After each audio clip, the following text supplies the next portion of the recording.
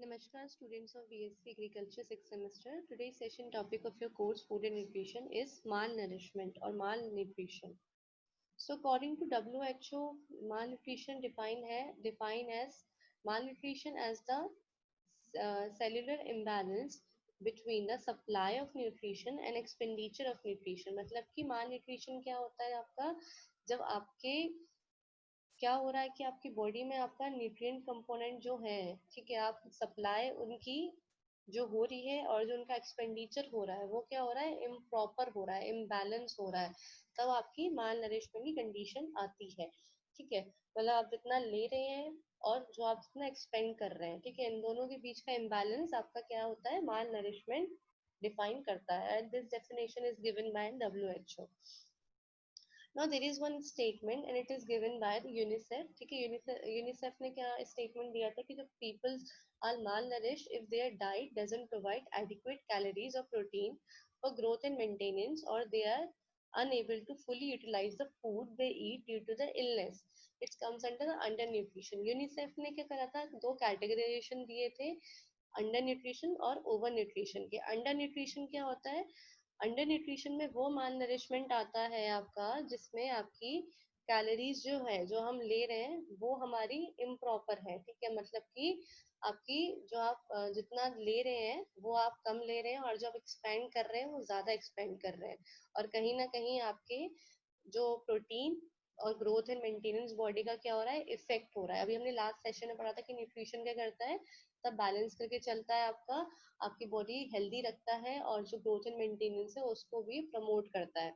तो लेकिन माल नरिशमेंट आपका अगर टर्म आ गया तो इट मीन्स आपकी बॉडी की जो मेंटेनेंस हो रही है वो भी इफेक्ट हो रही है, ग्रोथ एंड डेवलपमेंट भी इफेक्ट हो रहा है, और आपकी बॉडी मतलब यूटिलाइज नहीं कर पा रही है चीजों को। ठीक है, तो अंडर न्यूट्रिशन की कंडीशन कब आती है, जब आपका कैलोरीज का इनटेक कम है और एक्सपेंडिचर ज्यादा है। ठीक है, फिर there are also malnourished if we consume too many calories. ठीक है, अगर ओवर न्यूट्रिशन वाली प्रॉब्लम कब आती है, जब आपकी कैलोरी का कंजप्शन ज्यादा है और एक्सपेंडिचर कम है। ठीक है, तो ये दो कॉन्ट्राडिक्टरी पॉइंट है यहाँ पे अंडर न्यूट्रिशन और ओवर न्यूट्रिशन के। अंडर न्यूट्रिशन आपका जब कैलोरीज आप कम ले रहे हो और एक्सपेंड ज्यादा कर रहे हो तो क्या होगा, अंडर न्यूट्रिशन में आओगे, और अगर आप कैलोरीज बहुत ज्यादा ले रहे हो और एक्सपेंड बहुत कम कर रहे हो, ठीक है, जस्ट अपोजिट, तो आप ओवर न्यूट्रिशन में आओगे।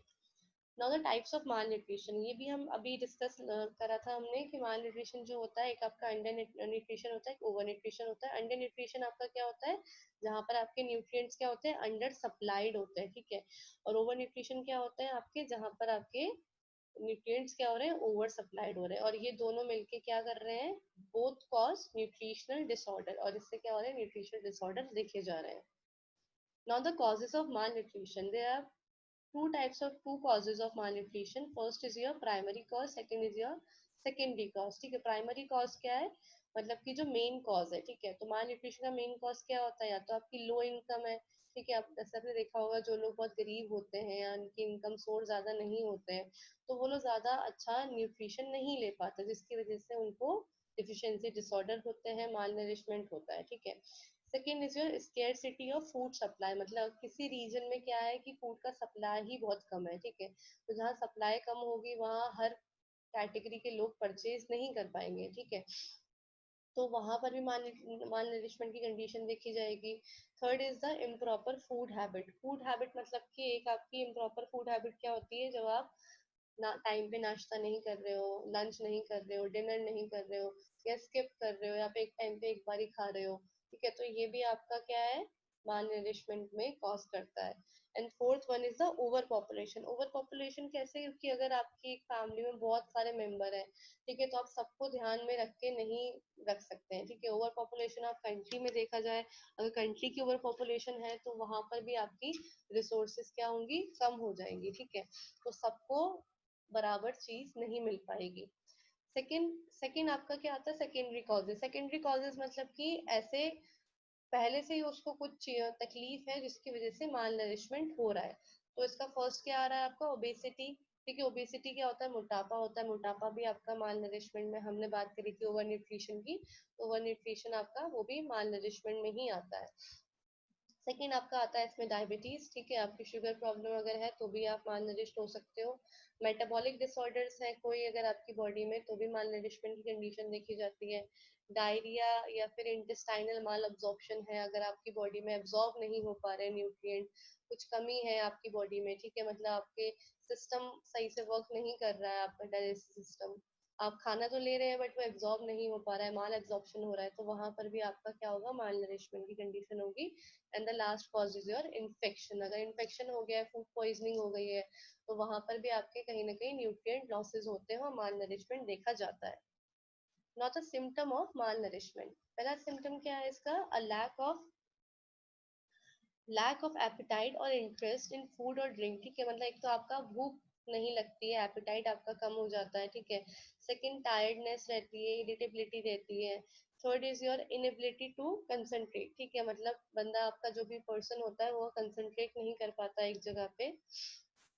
ऑलवेज फीलिंग कोल्ड, ठीक है, मतलब ठंडा फील रहता है हमेशा, ठीक है। डिप्रेशन होता है, loss of fat muscles and body tissues, higher risk of getting sick and taking longer to heal, मतलब कि ज्यादा टाइम वो काफी जल्दी बीमार, फ्रिक्वेंटली बीमार पड़ता है, ठीक है, और बहुत टाइम लगता है उनको हील होने में।